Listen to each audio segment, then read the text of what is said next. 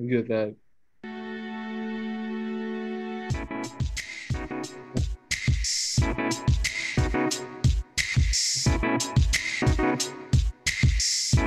Hey, you got screens here.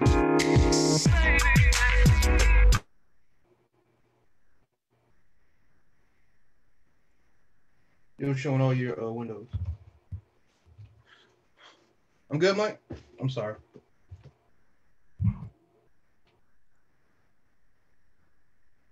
I'm good. Oh, what happened? Here we go.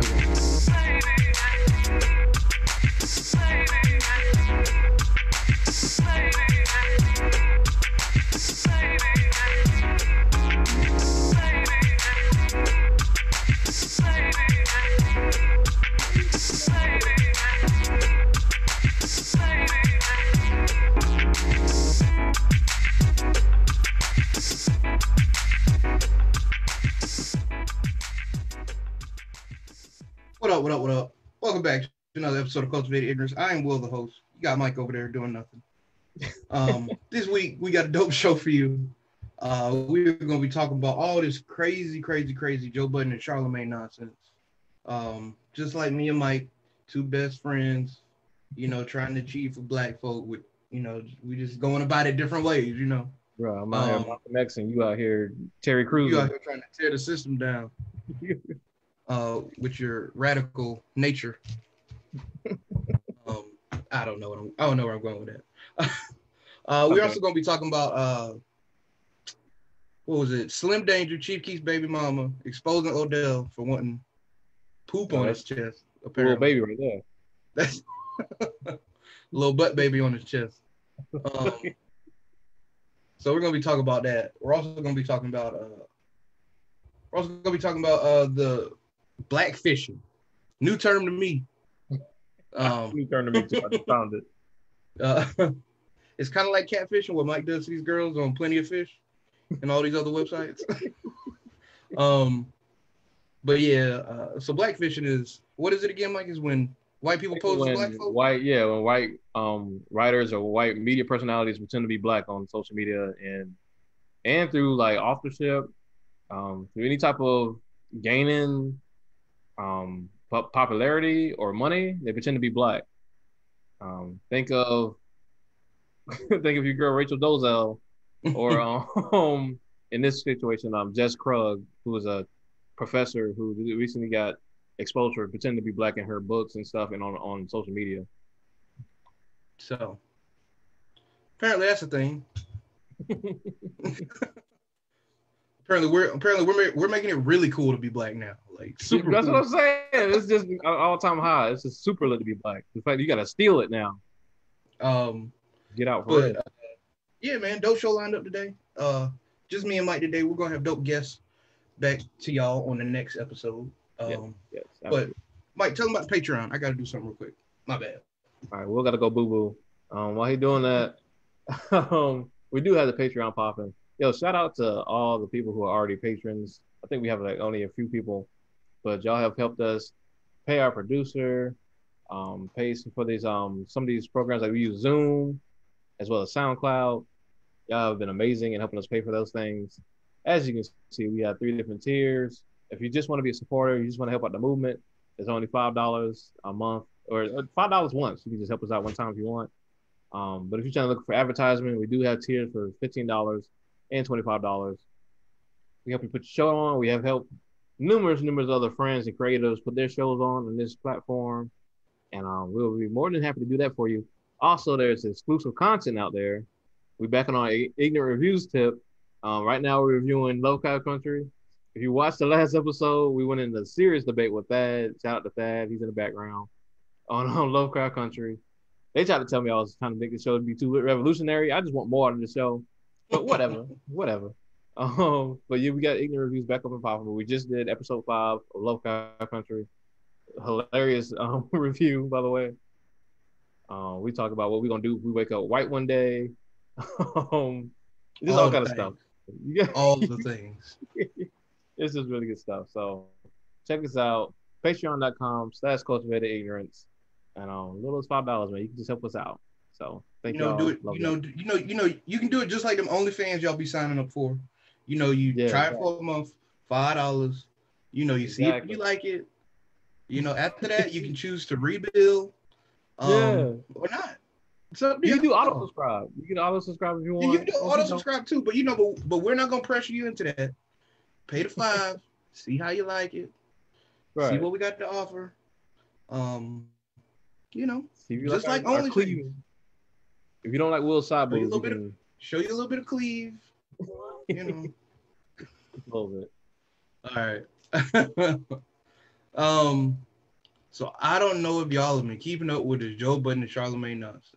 Bro, this is real. If you haven't, it all started from basically Joe explaining that he was cutting his deal with Spotify. The deal was done. They weren't gonna be on Spotify anymore. I think the last episode is in a few days. I think the last episode is Saturday. On Spotify. He had an exclusive deal with them. And apparently, like, Joe Budden gonna shit talk whoever he feels like. So he's been shit talking Spotify this whole time. Like, it's been amazing. Like, it's crazy to see. And shouts out to Joe. It's crazy to see somebody shit talk somebody on their own platform, Right. and get away with it. Like full on, like not like, just like these guys suck for not giving me the deal I wanted. Like, Bro, he's like, on. fuck Spotify. Da da da da. Spotify can suck my dick. Like, Yeah. That part is extremely impressive. Mm-hmm. But anyways, Charlemagne commented on Breakfast Club one day saying, Joe's just got to negotiate better, this, that, and the third. And essentially, Joe responded saying, we're just running two different races. He was talking about how Charlemagne, has been working at Breakfast Club and iHeart for 10 years and never really gotten his value. And excuse me. Basically talking about how Charlemagne basically like made the company. Like he basically made the Breakfast Club what it is. Basically made iHeart as popular as it is. And just not getting his full value of what he's actually worth as a whole. Yeah. So it's been going back and forth for a couple weeks now. Yeah. With other people getting involved. Andrew Schultz said something. Who is Charlemagne's co-host on his Brilliant Idiots podcast. But I guess for us, it really begs the question, like, who do you side with in this argument? Like, who's right? Is Charlemagne right to, I guess, be satisfied with, I guess, working for these bigger corporations and making himself a millionaire, and he's still hiring black people, still doing these things? Or is Joe right in preaching full ownership of your product, no matter how, I guess, hard and trying the road could be? Yeah. You know what I mean? What do you think, Mike? Well, I want to give it to complete context. So Charlemagne actually started the Black Effect podcast network with iHeart, where he's like, what'd you say? I said, oh, whatever. This is the main point of the argument. So Charlemagne started the Black Effect podcast, which he brought in. It's about 14, 15 black podcasts through iHeart for syndicating. And it's supposed to just amplify black voices and help us tell our own stories and all these things like that. But the main reason, the main reason, I don't know why my camera's coming on. Oh, there you go. There you go. Yeah, the main reason that Joe is parting ways with Spotify is because not only does he think he deserves more, but he's saying he wants access to all these revenue streams that y'all getting, because y'all here making 9 figures off of me. Y'all getting all these various streams that fill y'all families forever. Meanwhile, I'm getting just this. Of course I'm making millions of dollars, but not nearly how much I'm worth. And they're just going back and forth. I don't like of course, I'm more so side with Joe and like had that complete ownership, because the thing with Charlemagne is he's kind of criticizing Joe for how he's talking to them and not negotiating properly. And Joe's like, I'm not trying to negotiate. This ain't no negotiation. Like, I brought this to your platform. I deserve more. I deserve what y'all, not necessarily what y'all are getting, but I deserve more. And I'm not going to get that just adhering to y'all's rules. And you criticizing me is getting in the way of that conversation because you're causing more people to be complicit in what they got going on and not get their proper worth and everything. So I side more with Joe, but I do believe, because he referenced Dame Dash, Dame Dash interview on Breakfast Club, which is a super infamous interview. I do believe there's a way you got to say stuff sometimes. And I get that you're not supposed to police the revolution. Like, you can't tell people how to express themselves. But, like, when you're Joe Budden and you're telling Charlamagne that he's not doing anything wrong by what he's doing, but at the same time, you call him a fucking idiot every time, you reference him. I think the only reason he's calling him an idiot is because he's speaking on something that Joe's just not doing. Like, he's... Charlamagne? Like, Charlamagne's talking about something that Joe is clearly saying that he's not doing. Like, he's saying, I'm not negotiating well. Joe's literally like, bro, I'm not trying to negotiate. Like, it's not... Do you know there's any way in which he was trying to convey that message? Like, I said the same way about Dame Dash, and that he kind of like came at Envy personally, and that's why Envy couldn't really receive what he was saying, because when you started hitting people on a personal level, especially when Joe started talking about, like, I'm gonna go to South Carolina and get up with these girls. Okay, yeah, that was way too far. Like, you know what I'm saying? Like, you got all this extra shit in there. You can't even hear what you actually trying to say if you bring all this extra shit in there, man. Okay, Joe didn't say the South Carolina thing till like yesterday or day before yesterday. For sure, yeah. But even still, like, just how he was trying to convey the message in the first place. And Joe, and he said himself, like, people tell him all the time, like Royce tells him all the time, like, bro, the way you be talking to people, shit don't be working for you. Bro, I mean, that's true. Like, it's funny how, like, Joe can, like, tell somebody, like, they suck. And you can have, like, 9 other people saying, hey, yo, man, you suck. But, like... when Joe says it. Yeah, bro, just, like, take it from Logic. Like, a lot of people don't like Logic. But, like, he chose to pick Joe's statement out. He, his words make you want to kill yourself. Like, you know what I mean? Bro, because he's like... his language is terrible. His language is horrible. Was Joe the final straw to make Logic retire from hip-hop? Probably. Probably. That's what I'm saying. I don't even know what Logic is doing at this point, but that doesn't matter. He's streaming on Twitch, bro. Yeah, man, I think Joe is just coming from a level of frustration, like, that nobody's listening.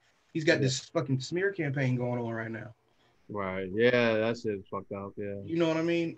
And, like, people are putting it on him that, like, he needs to negotiate and look for more money or look for better deals or whatever. Right. And it's just 2 different races that they're running. I myself more so side with Joe. I think for anybody, it's kind of hard not to side with Joe in this argument. I thought you'd be siding with Charlamagne. No, bro, like, it's literally hard to not side with Joe, because who doesn't believe in ownership over working for somebody? So why would I preach the shit? You be all nah. No. I say work within the system. I do not say, hey, you need to work for somebody. I just say work within the system that we have. Well, that's basically what that. No, it's not. It's very different. It's very different. I say take advantage of capitalism best way you can. And you say, no, we need to barter. We need to do all the bartering in the world. I didn't. We need to. Okay, all right, that was too much. But you do say that we need to abolish the system that we have because it doesn't work for us. I'm questioning. I do want to note that I was super radical with it initially, but I'm now more so questioning. I'm back to like questioning things. I don't want to take one side or the other because I'm still trying to figure it out myself. Yeah. I'm for the conversation being pushed further, and maybe both of our opinions kind of changed because I feel like when we first talked about it, it was like you didn't really want to hear too much of anything about trying to, like, I think you're for ownership. Like anybody, like you said, with a logical mind would be for ownership, right? Mm-hmm. But when we talk about what it takes to get that ownership, when we're talking about like divesting from the system in terms of like quitting that good job that you have to create your own thing and how long it takes to create your own thing and how long it takes for your own thing to actually snowball into something that actually creates generational wealth. Because we have to talk about, generational wealth, multiple streams of income, blah, blah, blah. But actual steady streams of different income that build generational wealth, it's not something you just go to the office, get your LLC, and do in one day. Yeah. So when we talk about everything it takes to do that, including like your job being at risk, I feel like initially you were like, nah, I don't want you. I Yeah, I don't want my mean, stuff.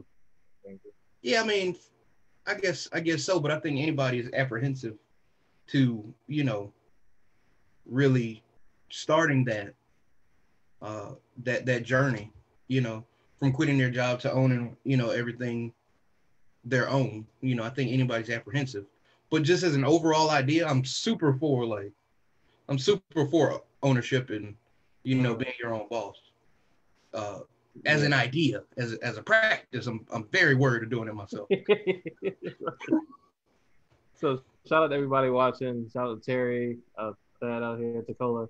Tacola says, can't we? Well, first Thad said Joe's not working within the system. He says he's not going to negotiate. Yeah, he's divesting from it now, as right now. Like it seems like he's divesting. We'll see how far it goes. Because like I said, it's easy to talk these things, but when everything happens, you got to see where it goes. But yeah, he's divesting from it now. But Tacola says, can't we work within the system to ultimately obtain ownership? I think the thing is, and we're gonna get to this whole Kanye thing. So the thought is work within the system, build up all this wealth so you can buy your own shit. And so we buy our own shit. Like so for instance, Kanye worked up, made his own good music label. But you see even now, he's getting into it with Universal Music Group because he still feels like his work is being diminished, he's not being paid properly, he's being put in these terrible deals. So if you're still working within the system, there's always somebody on top of you making money off of your work. And we're questioning is these million, or Kanye's case, a billionaire, and in Joe's case, a millionaire. If these millionaires are still complaining about this shit, and they got all this damn money, like, what does that say about us who haven't even gotten to that point yet? Who still want to work within the system? I mean, like, there's got to be a point to where you are the one making the most money off of your product. Like there isn't this, I don't believe that there is this never ending ladder of people always on top of you. Is that true within the system? I don't think that's true within the system. Yeah, like, because like if you own your product, if you figure out how to properly distribute your product and all these other things that go into it, how can there be somebody on top of you? Okay, yeah, and starting up, yeah, for sure. But I guess I'm asking is, well, people are saying work within the system. You're not talking about that though. You're talking about creating a product, and maybe you're creating a product, but you're also going to somebody else to either. Well, the system I'm referencing is capitalism in itself. I'm not talking about the system of the music industry. I'm talking about the system of capitalism within this current system of capitalism, which who controls this current system? The conglomerates that control this current system is what I'm talking about. I guess, but you see what I'm saying? In a way, based off what you're saying is, I assume you're alluding to the fact that we are always going to be slaves to a higher company, which I don't believe that there is. I don't believe that you have to divest from capitalism in order to achieve true ownership, if you understand what I'm saying. I agree with that, but how much wealth can you build on your own within the same current system of capitalism versus, just going with the flow of things?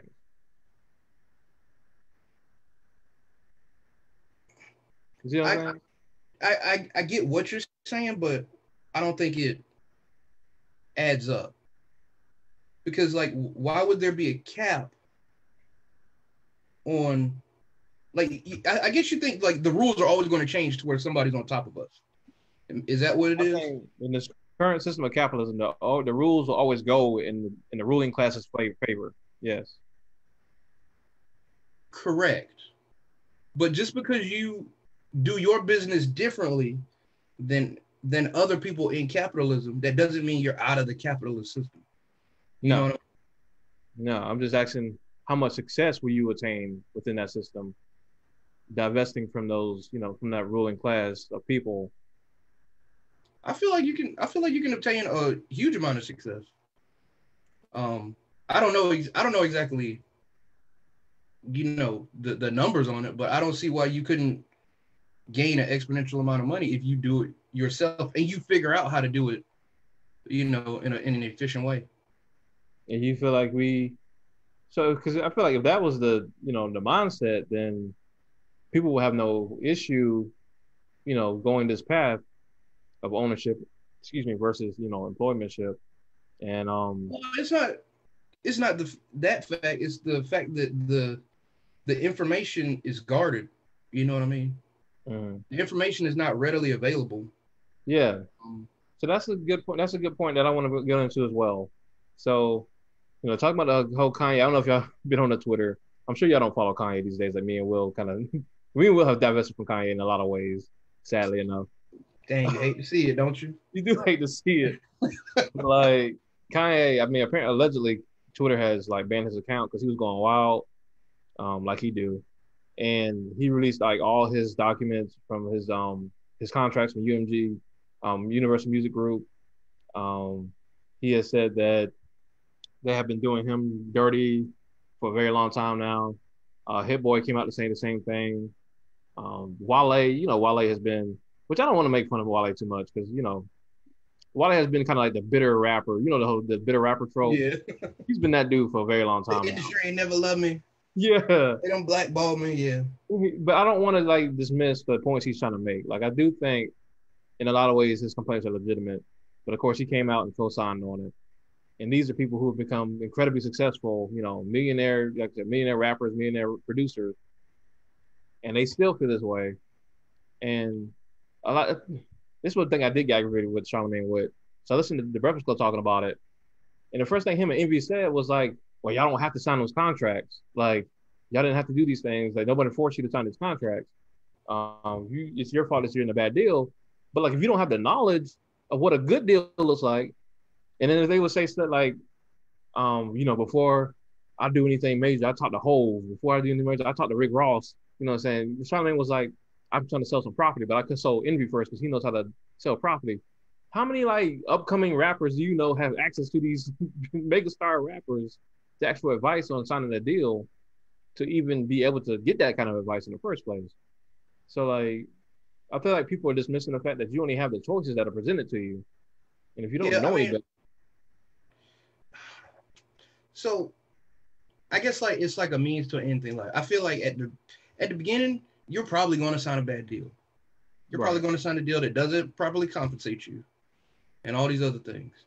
Yeah. But at the same time, you're getting your name out there.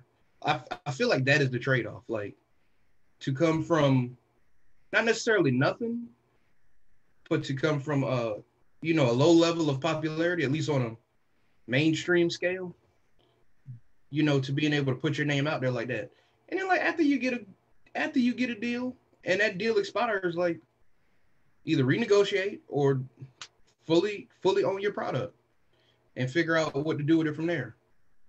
Agreed, but a lot of people like Hit Boy, for example, said like the deal he signed tied him in since he was 19 years old. And the nigga's like 32, 33 now? Well, nigga, you signed a Scottie Pippen deal. Like you signed a Scottie Pippen deal. Like you got fucked. Like you need to get with Hove, lawyer up, and figure out how to get out of that. That is saying the information's on the internet. The only thing I have about that argument, because that's the first thing people say is like, I have a problem with that argument too. Yeah, bro, like the information is free. You got to know where to look, and also all types of misinformation is out here, bro. Like, anybody can post anything, claiming to be anyone. Like we're gonna get into the whole Jess Krug thing. Like anybody can put anything, and I get what you're saying. Like, yes, you can do research. You should take that extra, effort to do so.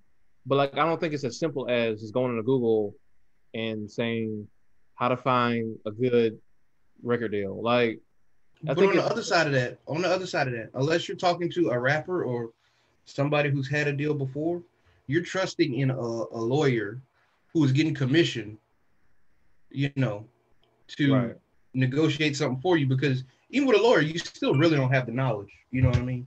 You're expecting somebody else to have the knowledge. So it's not really like they're both like double-edged swords. Like you can be misinformed by either. That's what I'm saying. But I would use a lawyer, me myself. That is going. That is it. Or hire your own lawyer. That's also that is going crazy. We might get that at the end of the episode. I don't want to go to it because we actually going past time. But I do want to ask real quick.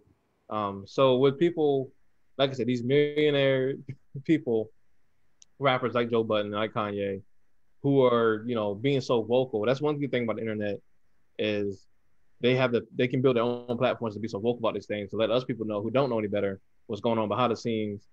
Do you see like the divestment from these large companies happening so, I guess, crucially that these companies start to crumble and we just start to see more of our own, like replace them? Or do you think as long as we work within this current system, like Spotify always going to be around, or it's going to be a Spotify around, there's always going to be a Netflix around, that's going to be the kind of gatekeepers of this kind of thing? You'll always see those. You'll always see those because there's always people that don't want to own, which there's nothing wrong with that. Like if you don't want to own, you just want to create and sell. Like, do you? You know what I mean? Right. So you'll always see these companies that make more off. Because I mean, like in theory, it's easy to say ownership, but it is hard to, maintain that the other parts of business outside of just being a creative. Sustainability, man. Yeah. So vast majority of business crash within yeah, you'll always see these companies around, and ain't nothing wrong with that. I mean, as long as black people getting a check, then I'm with it. I just think it's interesting, man. They getting big checks and they still not satisfied. So it, like, makes me wonder, man. Like, I mean, I'm sure white dudes at the top still ain't satisfied. I think it's just a product of being a human being. Like, you kind of always want more. But I think that's two different things. Like, there's greed, and then there's like, I'm working way too hard for way too little.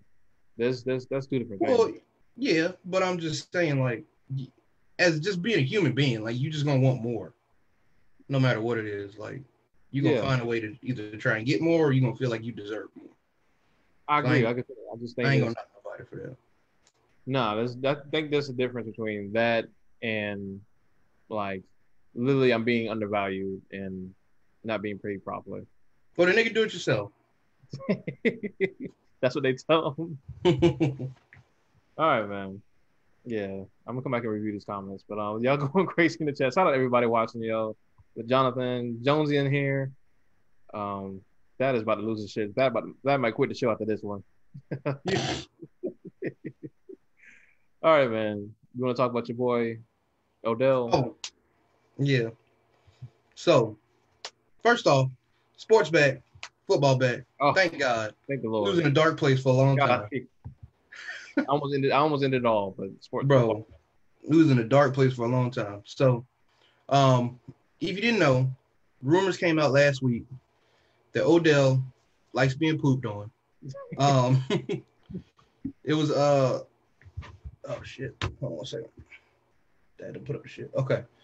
So Slim Danger, who is Chief Keef's baby mama, that's literally all she's famous for, said she's a model. Believe me, she's not. She appeared on Thoughts Next Door podcast featuring Selena Powell, who's an Instagram model known for allegedly exposing Snoop Dogg, Offset, who looks like she might be right based off of Offset's recent news. 6ix9ine and others. She hosts podcasts along with some girl named AJ. So they invited Chief Keef baby mom Slim Danger on the show, who made headlines when, I don't know if y'all remember, Tekashi 6ix9ine came to Chicago because he was beefing with Chief Keef. That shit was he decided to take Chief Keef's baby mom on a shopping spree, and apparently they allegedly had sex also. So anyway, she confessed that while Odell wanted her to poop on him, like he was desperate for the poop on his chest, she said she couldn't do it. He had no she said she just couldn't do it. But so she also, what I had everybody else going crazy was, she also said that he threw her out because she sent a video of herself dropping a deuce. Like, apparently this nigga Odell's crazy into poop. He's a poop fiend. Poop fiend? He's a poop fiend. Yeah, he flew her out just a few hours later. So That hard Browns fan. anyways, like me myself, I don't care that Odell likes being pooped on, if it's even true. Right. I don't think it's true because I've seen Odell's girlfriend and blows this chick out the water. I just don't think Odell will lower himself to cheat baby mama. Like, maybe I'm being judgy on her, but I feel like it's something he could pass up. If you're just looking for a chick to poop on, you believe me, you can find something that has less miles and looks better. Okay, all right. Now you're doing a lot. You're doing a lot. Just saying. So anyways, I guess the question that we really want to ask was, how do you feel about like this conversation that they had? Like, was it shameful for them to like publicly discuss like his fetishes, kinks and shit, and open like that? Like, is it just like people just trying to control like, you know, their conversation? Like, how you feel? Dakota said, I don't trust nobody that hang with 6ix9ine willingly or out of spite. I feel that. No, I don't think it's right at all that they would discuss that. If it is true, because part of me feels like it could be true. What, her though? I feel like niggas, I don't know his taste, man. Like everybody sees something in everybody, man. Everybody sees something in everybody. But no, I mean, at least he was broke when he did it. Like, I don't think it's right because that man, that's that man's personal business. Like, I don't think there's much he can do about it if he didn't make her, you know, sign like a non-disclosure agreement or something like that. But I don't think it's right, man. Like, but I don't think it's right that they did it on a public platform like that. Like, I would expect, like, you know, usual homegirl talk, like talk about your, especially you have some extra freaky sexual experience. I expect that. But you listen on this podcast that you know you got thousands of people listening to. Like, you know, that's what these girls do though. Not like women in general, but that's what Selena Powell does anyways. They just expose men on this shit? I think so, because so the podcast is shot. The podcast is on No Jumper, which is kind of like a network, podcast network. Pretty famous. But yeah, the owner of the podcast, the owner of the network, Adam22, was saying like, yeah, they keep exposing dudes right and left. Like, yeah, see, that's what the show is about, kind of. I mean, it's called Thoughts Next Door. Like, I don't know what we expect. Like, I expect Thoughts Next Door to be something like Horrible Decisions, where you just talk about your sex life. You don't give names. I mean, they talk about their sex life and give names. I didn't hear the name drop. It's inclusive. I don't. You listen to it more than me. I didn't hear too many name drops of Horrible Decisions. I listen to it more than you. I know what the nigga said though. I know what Adam22 said. He said like they expose people. But they name drop on a regular basis? I mean, I know the Snoop Dogg, Offset, and 6ix9ine stuff was a name drop from her herself. On Horrible Decisions? No, Horrible Decisions starts next door. What the fuck are you talking about? Horrible Decisions? That's what I'm saying. I'm asking. There's Horrible Decisions. No, Horrible Decisions never name drops. Okay, that's what I'm saying. So I expect Thoughts Next Door to be like that, and that you will talk about your sex life, and it might be with celebrities, but you wouldn't say their names. Like you would just let niggas speculate or whatever. No, no. Yeah, no. So that's what I think is fucked up about it. Like, I think it's kind of shitty that, because you don't know them people was like good with that. And if it was dudes like out here exposing a woman left and right on this certain podcast, I don't know how that would be accepted. So like, yeah, like, is that the question? Like, I guess because it is her experience as well, you know. I agree, but like, but talk about your experience though. Like, you ain't got to put me in this shit. The experience was Odell. That's the experience. That was the experience of it all. But you know how I am. Like, it's all about intent. Like, what is your intent when you're doing this thing? Her intent was clearly to cause like an uproar over Odell, like and be pooped on. Like, it was clearly her intent. I mean, it wasn't just like a casual conversation that she actually said his name. I mean, it's a means to an end. I means to get views. So you defending this shit? You good for people just being exposed out here? No, not really. If I'm being very honest, like it sucks. Like I thought it was shameful, but like at the same time, I was like questioning, like, damn, like do we do this to dudes? Like, And the only person I could really think of that just publicly shames women or publicly talks about their sexual guy was 50. It's your boy. Like, and I was like, dang, so like, am I just going crazy about this because it was a woman exposing a man? Or like did I find 50 talk about Vivica eating his butt just as gross? I was younger at the time. I don't remember caring too much. Age can play a role. The culture at the time can play a role. And that's not to make an excuse.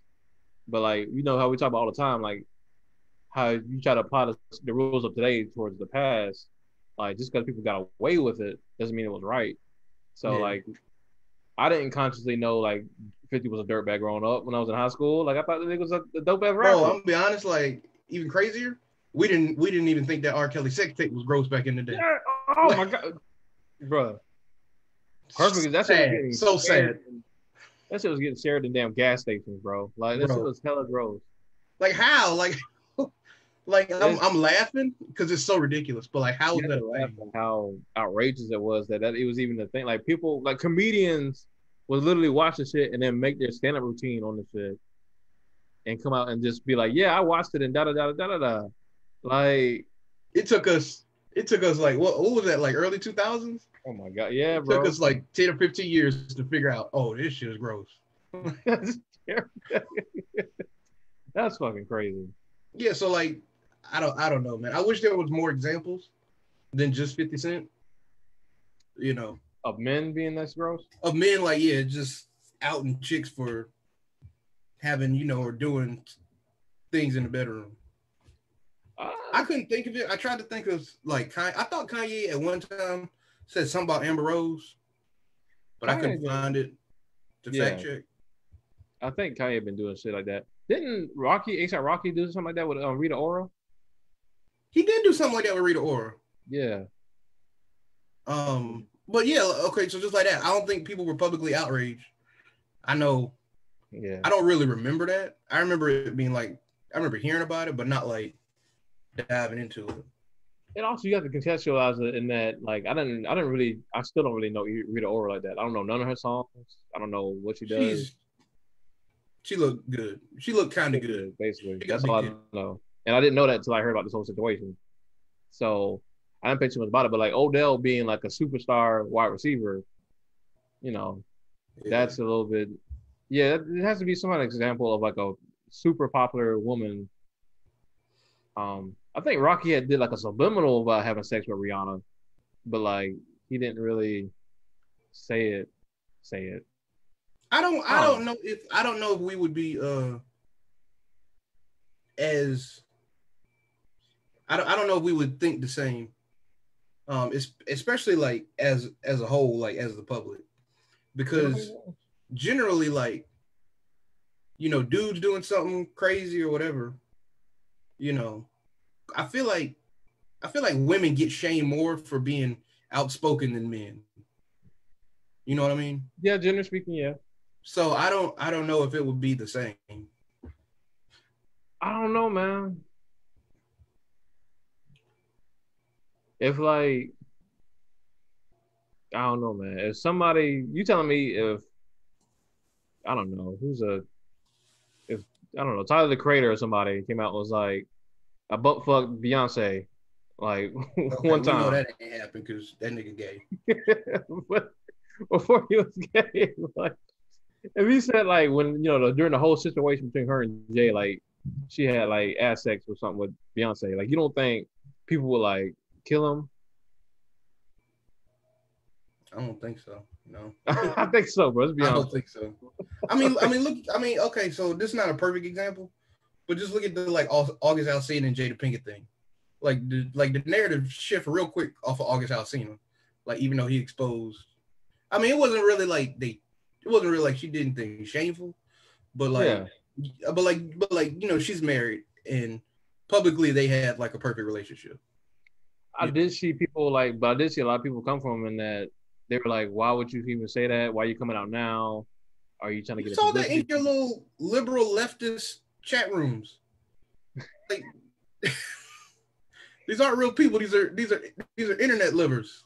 Well, that's what I'm saying. It depends on who you asking, man. That's another thing. I think we got to ask who we are thinking about when we say people don't accept so and so, or people fetishize so and so, or people dismiss so and so. Like, what people we talking about? Because just like there's various Black communities, there's different internet communities, there's different real life communities of people who would praise that, and there's people who would just shame the hell.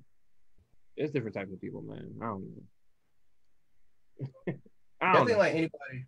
I think like anybody who just publicly outs somebody is just like, on some level, you're being a shitty person. Yeah, like if it's like, especially when the intention is to embarrass that person on something that you partook in, by the way. No, well, at least she could. She said she couldn't partake in it. But she would have if she could. If she would, they made a quick stop. She ate some fries before she got there. She would have been with it.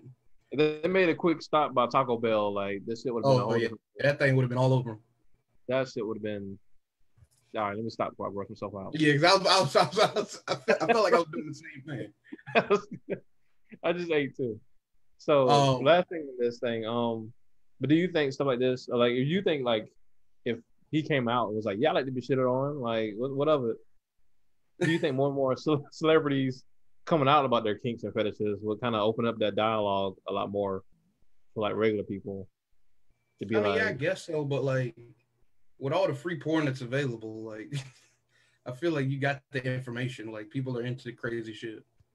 You know, but people don't admit to it though. You can watch all the scat porn you want, but you ain't got to admit to it. Bro, I'm not gonna lie. I don't think Odell saying that he likes it, or somebody saying Odell likes to get pooped on, is going to change the statistics on how many people admit to being pooped on.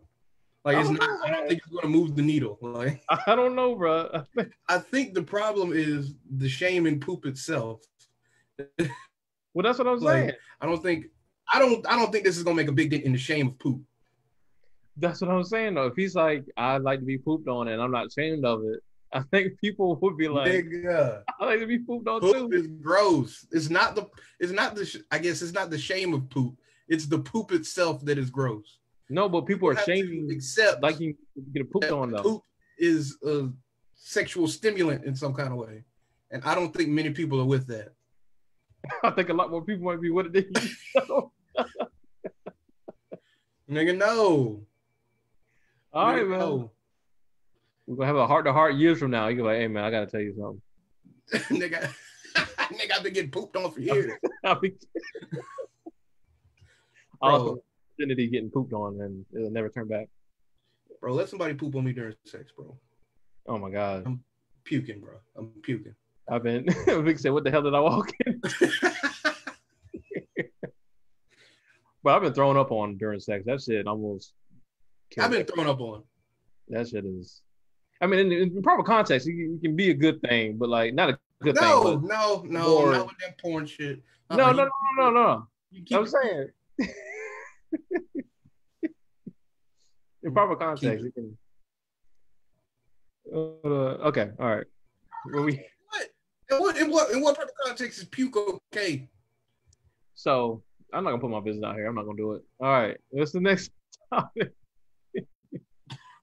I don't think it's good. I'm not saying it's a good thing. I'm saying it's a more acceptable situation where puke would happen versus somebody just purposely trying to throw up on you. Is what I'm saying.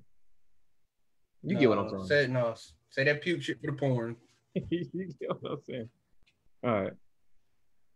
Real quick, Dakota said if Odell comes out, it would take away from her power. Why would they pay her to hear the story when they can hear about his adventures? Adventure? Is that what she said? Huh? She said adventure? Yeah, adventure. That's a good way to describe it. Adventures. Yeah. I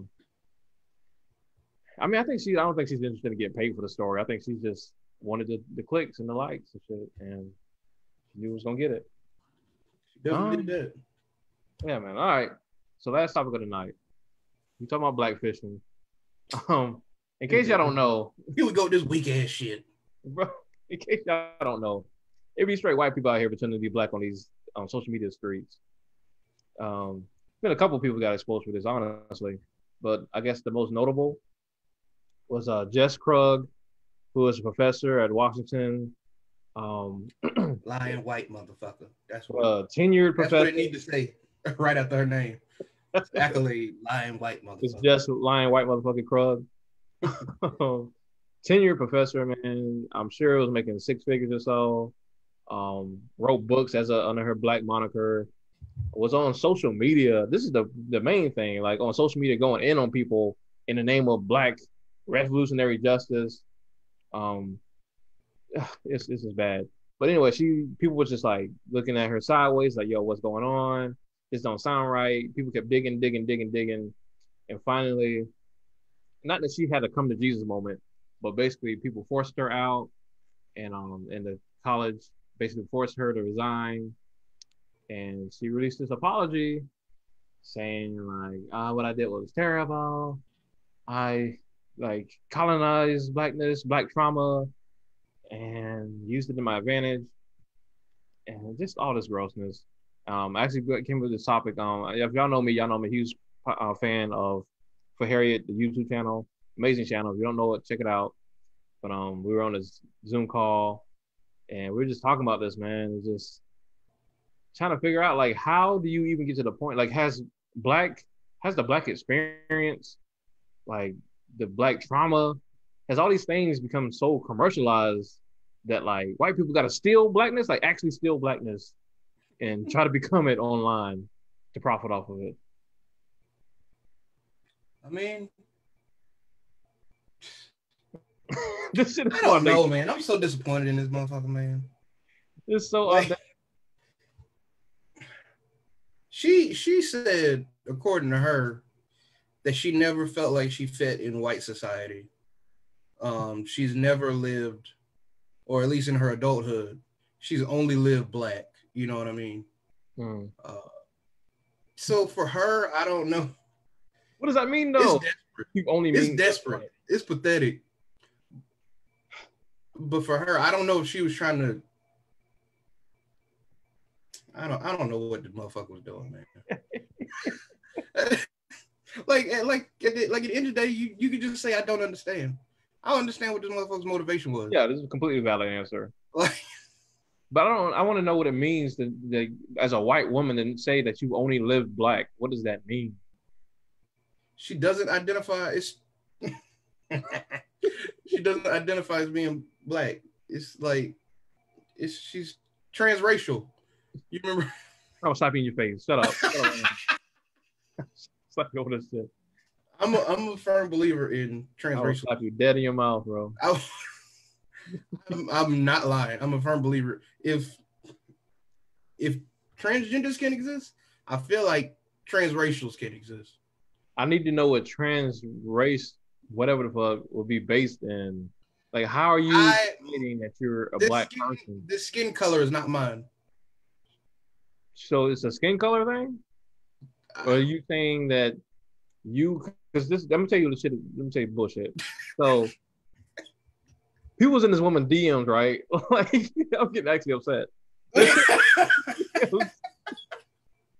They're in her DMs questioning her, like, how are you black? Who's this person from? Was your parents from? Whatever.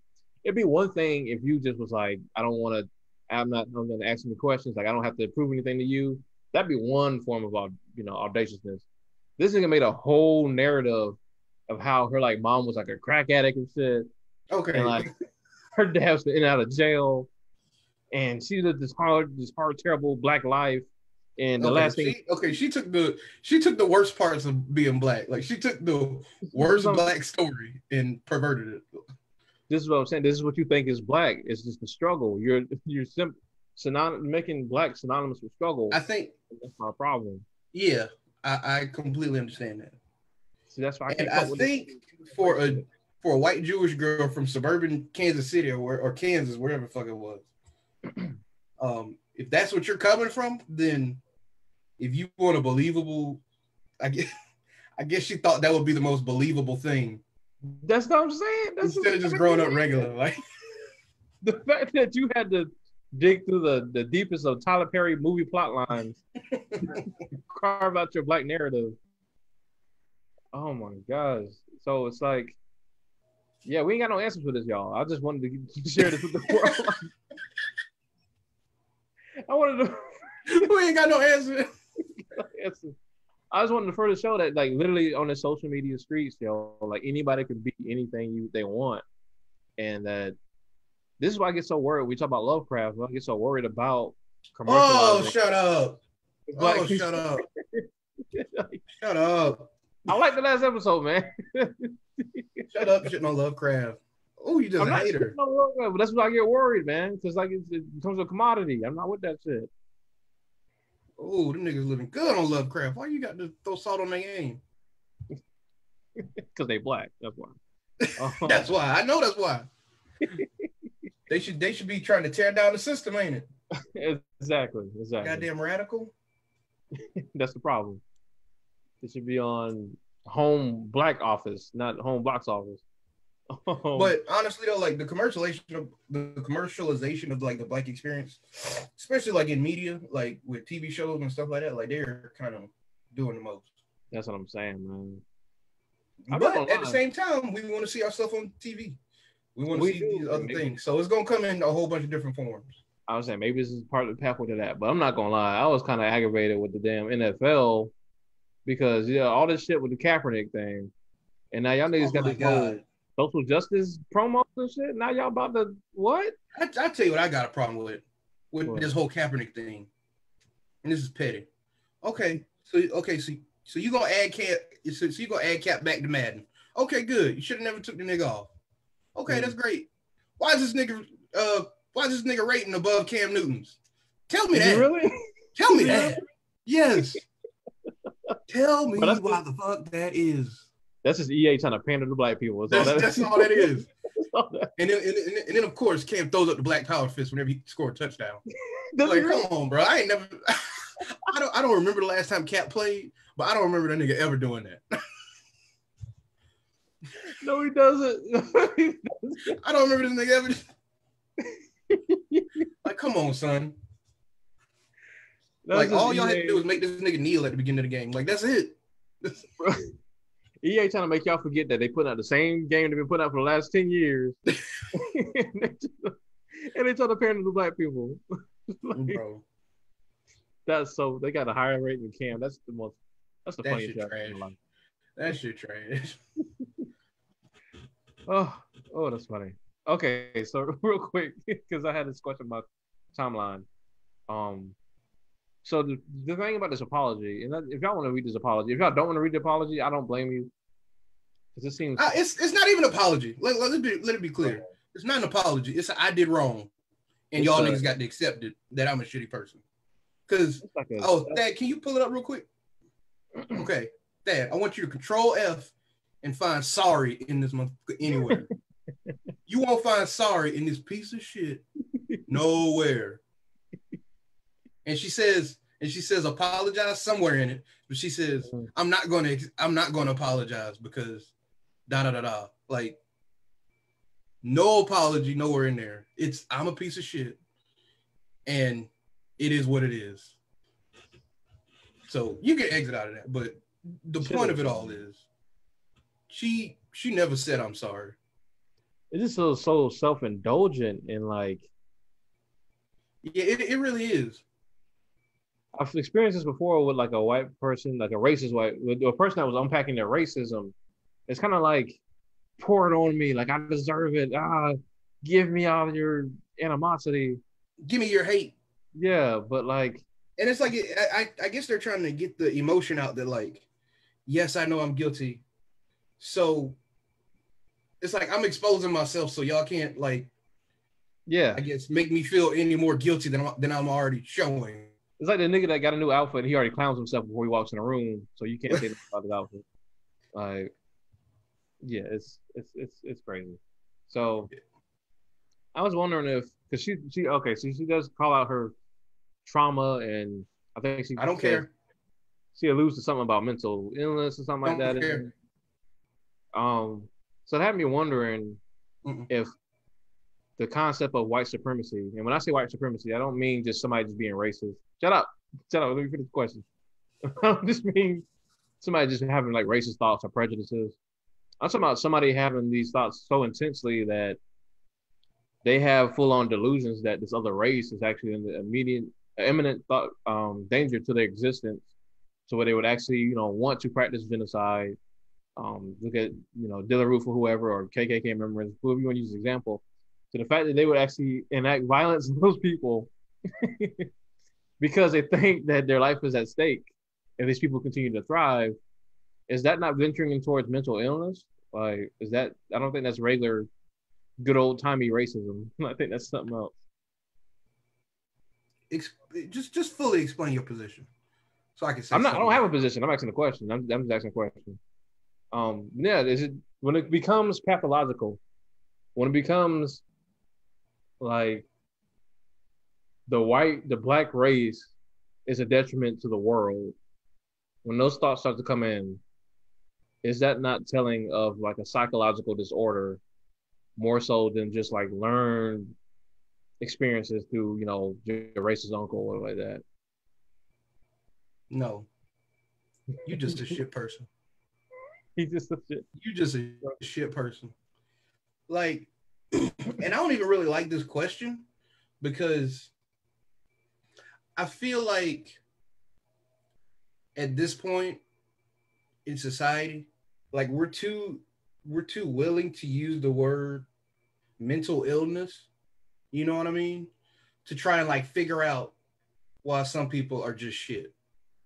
But are we too? Because I know we talk about how you kind of struggle to look at depression sometimes. Is it that we're too willing to do it, or is that we're actually calling more attention to it being in existence for so long and we didn't acknowledge it? Yes, it exists, but like I'm not going to excuse somebody for being a shit person before they're actually diagnosed or before they do anything with themselves. Like, you're just a shit person. Yeah, I'm not proposing that use that as an excuse before or after you found out they've been diagnosed. I'm not trying to put that in the equation. I should have made that clear. I'm not saying that people should be able to just say like, "Oh, I'm mentally ill, so I got this thing." Like, you take Kanye, for example. I think it's a perfect example of somebody who is deeply problematic, but also has a mental illness that he has to resolve. But because he's making a conscious effort not to do so, makes him more problematic. Like, he can still be held accountable. Right, but you're saying it in reverse. It's like, oh well, maybe them being a shit person is based on them being mentally ill. Like, it's like you're giving them a out before they even themselves, work on themselves as a person. You know what I mean? Like, yeah. I think it's becoming a slippery slope to use mental illness for people's shit behavior. I completely understand why it would be a slippery slope. I'm not vouching for either side. I'm just proposing. Yeah, well, I'm definitely on the you're a shit person side. Yeah. I'm definitely on that side. Someone who wants to know why people act the way they do. Like, because for somebody like me, I don't care why you racist. Either be racist over there, or just, I was about to say off yourself, but I don't want nobody off themselves. Be a shit person over there and leave me alone. And I completely understand that there's gonna be people who don't want to have this conversation at all and don't need to. Like, this conversation is not something for everybody, for sure. Just me being somebody who wants to know why people act the way they do, because in my mind, there's no logical reason why you would hate black people. Like, actually hate. There's a logical reason why you would oppress black people if it's in your benefit, but to actually like hate people, to actually want to see the end of black people, for me, that's something completely. That's a whole other thing for me. Well, you thinking on another level. I don't care that much. But I do agree. Out my face. I do agree it can be a very slippery slope. I see the same thing with the pedophilia more recently, in that they were having more TED Talks on understanding pedophiles and how do we get to the point that we. No, I'm okay. So honestly, like, I am for not necessarily understanding pedophilia or people who have pedophile tendencies, but like there does need to be like some kind of support group for people who are attracted to kids, because like, I guess like if you're only in your own thoughts and you can't talk to nobody about how you feel about it, like there's no way for you to. That's the point that they make. Yeah. Like, it's terrible and it's gross. Right. And if you do anything with children, you should be thrown under the jail, killed, whatever. However you want to grossly punish these people. I'm with that. Yeah. But like for people to not be able to not necessarily express the kids that they like or whatever their preferences in kids are, but to not acknowledge manage the problem. that sicko addiction. You're saying to not acknowledge the problem at all. Yes, it makes it even more of a problem. So that's what I'm saying. If that's it, go see a therapist. Yeah, for sure. But that said, we're not advocating for this shit at all. But like, that's how it becomes a slippery slope because it can, especially when you're talking about mostly white people, it can easily become, oh, we should accept pedophilia because fuck no, okay. That's what I'm saying. That's what I get. Who is saying these things? Like, I think that's a slippery slope. It can happen. People's not saying that. I'm saying that's a slippery slope that can happen. Similar to I don't know about that shit. I think. So you saying once you start to understand, or people start to attempt to understand the disease, that it'll be like. I'm not saying that's a given. I'm saying I see her. You look at NAMBLA, for example. NAMBLA is a whole organization that's been out here since the 90s that has been normalizing grown men's desires towards little boys. Oh. You know what I'm saying? Like, I'm not saying it's a given. I'm saying it can happen very easily when you're dealing with this problem that mostly concerns white people. But I'm not saying that should stop the work that you put into it. What is their stance? Like, what is this NAMBLA stance? They probably made it contemporary to something that's more socially acceptable. But in the 90s, that shit was super gross. It probably still gross. North American Man Boy Love Association. These niggas need to get the fuck out of here. That's what I'm saying. Again, not a given, but I can see how easily it can happen. It works to abolish age of consent laws. Okay, that's still gross. Get the fuck still gross. This is what I'm saying. This is a perfect example of what I'm saying. Like, it's not a problem until it's a white problem, bro. It's just not. Vic said, whatever stands, don't Google that shit. It's too late. He already did. Bro, it's too late. I'm scarred, son. He already fucked up. It's wild, man. It's wild. Not a problem till it's a white problem. It's not, bro. It's not. Well, that's today's podcast. No. That should end on a sour note. NAMBLA, y'all some sicko motherfuckers. You ain't know about NAMBLA? No, nigga, I did not. No. Yeah, bro. North American Association of Man Boy Love. What kind of shit is that? These niggas is nasty. Go to the thirst of the week, man. Let's go. Let's thirst, man. Let's thirst. So now we're gonna thirst after that nasty shit. This week we are gonna appreciate women. It's not even a thirst. It's a women appreciation. That's cool. This week's women appreciation. It's gonna be Carrie Champion and Jamel Hill, two dope black journalists. Yeah. They are the hosts of Carrie and Jamel Stick to Sports. It's on Vice Network. What day does it come on? What day was it come on? It comes on every Wednesday. Okay. Every Wednesday. I'm sorry. So they were both hosts at ESPN. Carrie was what did she do? She was on First Take for a number of years. Then she went to Sports Center. Mm-hmm. And she bad too. Carrie Champion so bad. That's Carrie right there on the picture. This is Jamel Hill's page. Yeah, man. They were both at ESPN and they both stopped fucking with ESPN because ESPN don't let people say shit on the internet. Can I say like a special shout out to both of these women because especially Jamel Hill, of course. I'm sure you know the Jamel Hill story. But Carrie Champion, who I don't remember, maybe she's been on the podcast being super outspoken about it. But like, I asked Will, and this is how I knew it was real. I was like, Will, is it like some type of form of misogyny to have these shows? It was like two dudes screaming at each other. And like they just have that one woman that's just sitting there, just look pretty and just to kind of transition between topics. And because I'll be watching Molly on First Take, and she'd be trying to hurry up and get her little word in before somebody step on her. You look at like the Breakfast Club where Angela Yee got to fight to get her damn little segment in. Oh yeah. Is this shit some kind of grossness that I'm watching, or am I just overreacting? Okay, so I think for the Angela Yee thing, it's probably more accurate.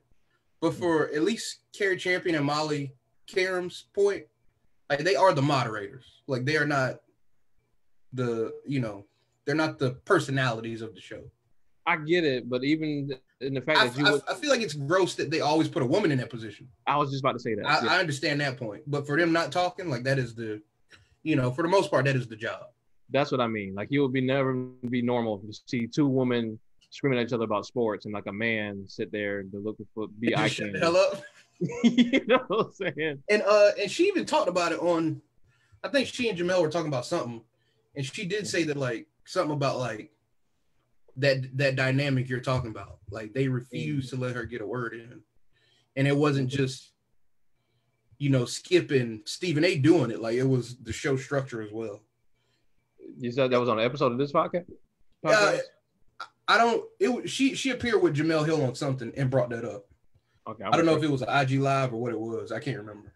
Yeah. But she did bring that. Oh, look at them glistening legs. Look at Carrie Champion legs glistening. Bro, why are they like Ooh. They look like the legs of old girl off of Raised by Wolves when she transforms into the killing machine. It's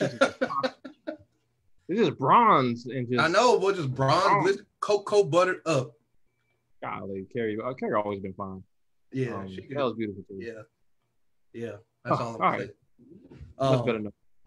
But yeah, man, they're both two really insightful sports journalists. Yes. And don't think they're not just because they women, because that'd be stupid. That'd be super stupid. Yeah, man, check them out. Extremely smart. And support Black journalism.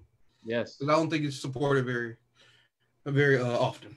So. I don't think it's taken seriously enough. For sure. So, and support us. We're your Black journalists of the that you love the most. We appreciate. Okay, don't do that. We appreciate y'all.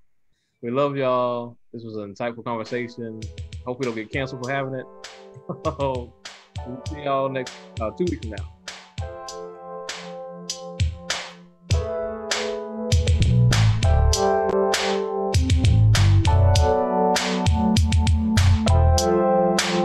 $5. Just like your whole thing.